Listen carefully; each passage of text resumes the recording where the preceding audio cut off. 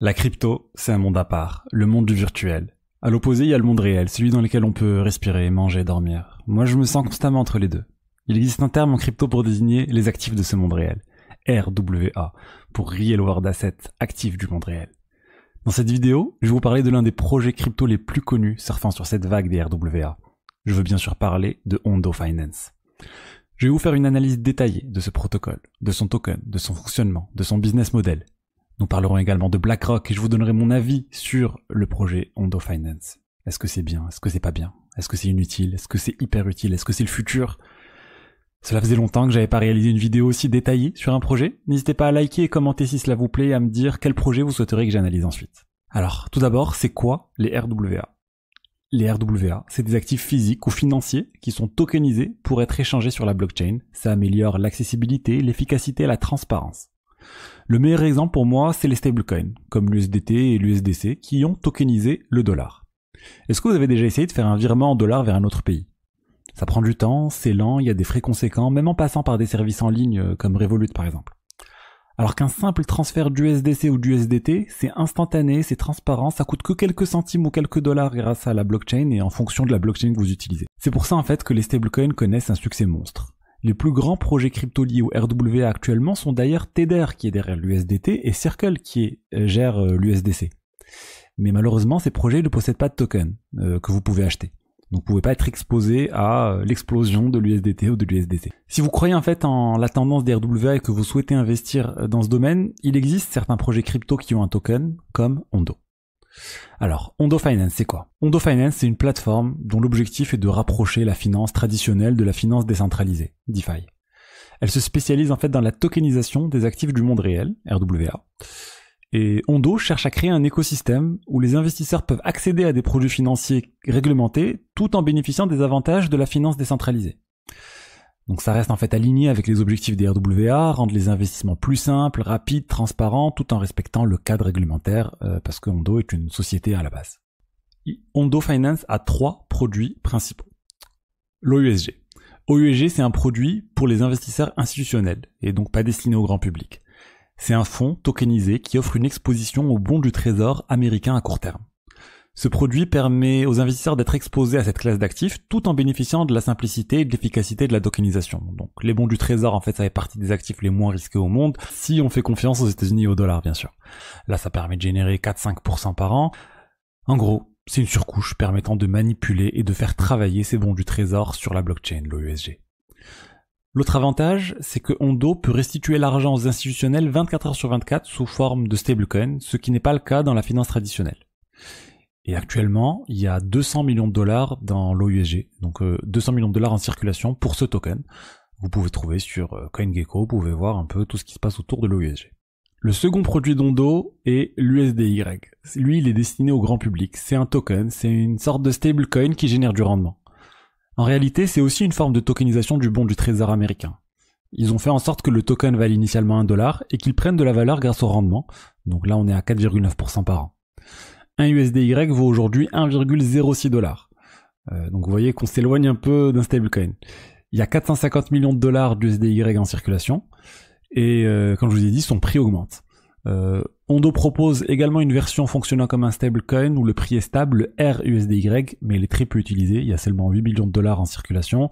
Et ce jeton vaut $1 et il génère du rendement régulier distribué sous forme de token supplémentaire. Donc c'est un rebasing token, ce qu'on appelle un rebasing token, comme peut l'être le STETH pour ceux qui connaissent. Troisième produit d'Ondo, Flux Finance. Flux Finance, je parle pas ici du projet Flux, vous savez, le cloud décentralisé. Je parle ici de Flux Finance, l'application de finance décentralisée qui permet en fait l'emprunt de stablecoins tels que l'USDC ou l'USDT contre de l'OUSG, le produit d'Ondo destiné aux institutionnels. Ça fonctionne vraiment de manière similaire aux projets existants de lending borrowing comme AV et Compound, mais il est conçu pour les institutionnels et pour l'OUSG. Sur les 200 millions d'OUSG en circulation, 65 millions étaient déposés sur la plateforme et il y a à peu près 25 millions qui ont été empruntés. Flux Finance, ça combine la flexibilité des stablecoins avec la sécurité des bons du trésor. Ce protocole permet aux institutionnels de tirer parti de leurs actifs tokenisés pour accéder à la liquidité sans vendre leur position, et ça permet ainsi d'améliorer l'efficacité du capital. Pour faire simple, c'est une application de DeFi focalisée sur l'OUSG. Alors ensuite, on va parler de la conformité. Ondo, ils utilisent des procédures de vérification d'identité et de lutte contre le blanchiment d'argent pour s'assurer que les produits respectent les normes réglementaires internationales. Et ça, en fait, ça vient compliquer l'utilisation des tokens offerts par Ondo pour le grand public. Pour obtenir des jetons depuis Ondo, par exemple pour obtenir l'USDY, il faut passer par un processus de vérification d'identité qui prend 40 et 50 jours après l'envoi des fonds vers Ondo. Donc imaginez, vous voulez obtenir de l'USDY auprès d'Ondo, il faut patienter 40 à 50 jours avant de les recevoir. Alors bien sûr, il est possible de les acheter sur le marché secondaire, mais la liquidité est assez limitée. Sur les exchanges décentralisés sur Ethereum, c'est difficile d'acheter $100 sans avoir une décote de 15%, mais bien sûr, il y a d'autres blockchains où il y a plus de liquidité, tels que Solana et Arbitrum. Les volumes sont faibles, mais au moins il y a plus de liquidité. Vous pouvez aussi l'acheter sur des exchanges centralisés tels que Bybit.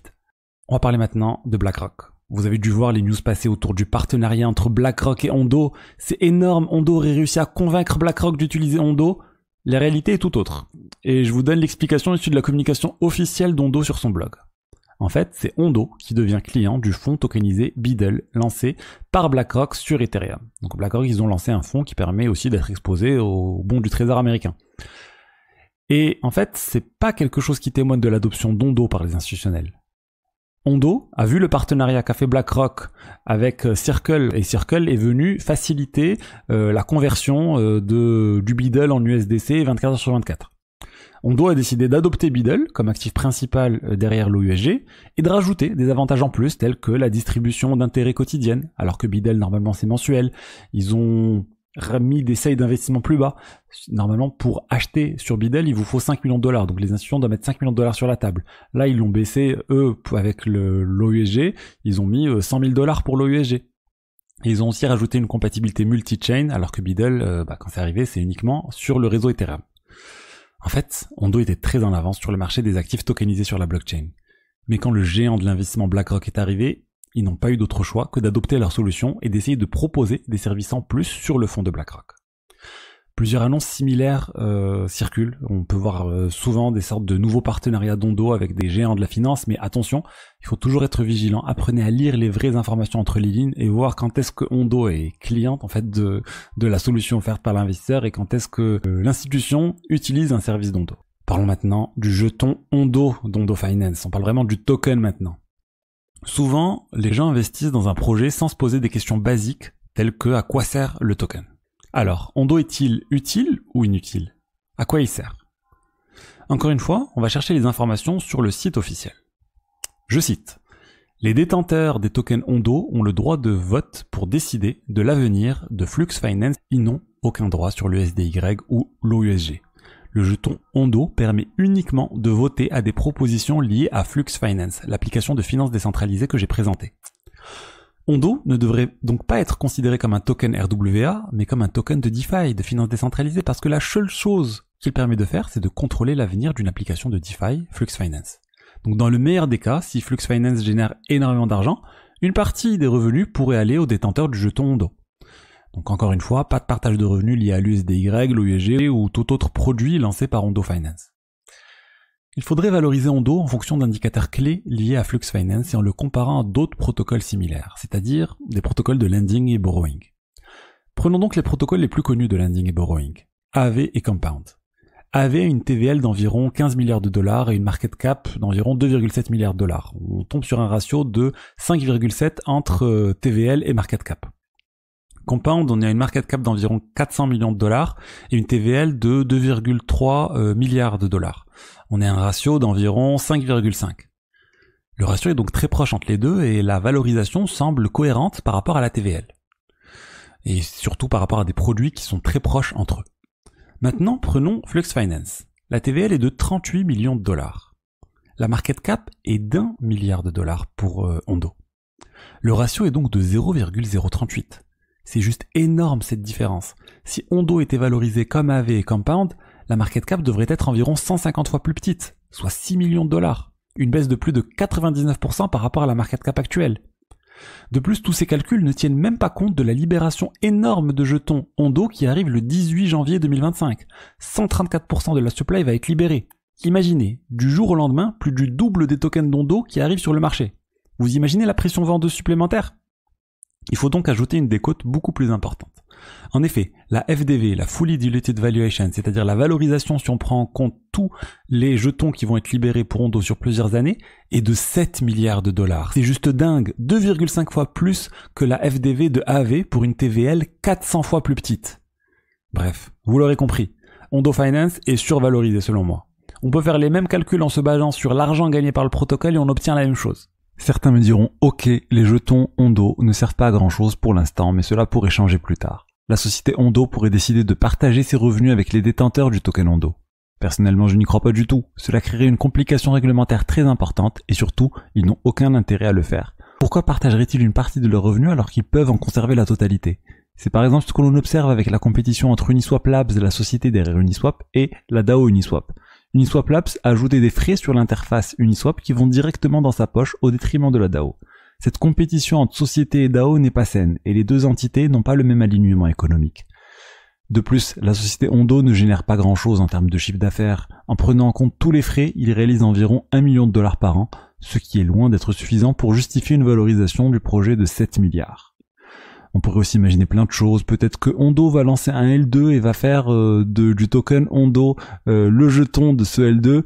Bref, on rentre dans de la pure spéculation et pour moi, on ne peut pas faire une valorisation sur quelque chose d'aussi spéculatif. En conclusion, vous l'aurez compris, je suis très pessimiste sur Ondo. Ce token, pour moi, est survalorisé. Au fond, ce n'est qu'un token qui permet de gouverner un petit protocole de finance décentralisée, Flux Finance. Un protocole 400 fois plus petit que AV, mais valorisé à peine 2,6 fois moins. Beaucoup pensent que le succès de la société Ondo émettrice des RWA va profiter au token Ondo. Mais je vous ai montré dans cette vidéo que ce n'était pas le cas. Rien ne justifie la valorisation actuelle de Ondo. Alors, si en plus on rajoute le déblocage de 130% de la supply dans quelques semaines, ce n'est vraiment pas beau à voir. Détenir des tokens Ondo ne me semble donc pas être un investissement raisonné pour moi. On bascule dans l'investissement sur des tendances en oubliant les fondamentaux. On se rapproche en fait de l'investissement en meme coin. Vous investissez uniquement sur le narratif sans prendre en compte les fondamentaux du projet. Vous pouvez cliquer sur le lien ci-dessous pour réserver une consultation gratuite avec moi pour apprendre comment booster votre portefeuille crypto en investissant sur des projets solides, en adoptant la bonne stratégie, en faisant fructifier vos cryptos comme un pro. Je propose un accompagnement personnalisé dans la durée pour vous aider. Je présente d'ailleurs toutes les semaines aux personnes qui suivent mon accompagnement personnalisé du contenu exclusif. Cette analyse sur Ondo a d'ailleurs été faite et partagée il y a quelques semaines avec eux en direct. N'hésitez pas à les rejoindre. Mais les places sont limitées et je n'accepte pas tout le monde. J'espère que le contenu vous a plu. Si c'est le cas, n'hésitez pas à liker, commenter, vous abonner. Et je vous dis à très vite pour une vidéo, cette fois, d'actualité crypto. Allez, à plus. Au revoir.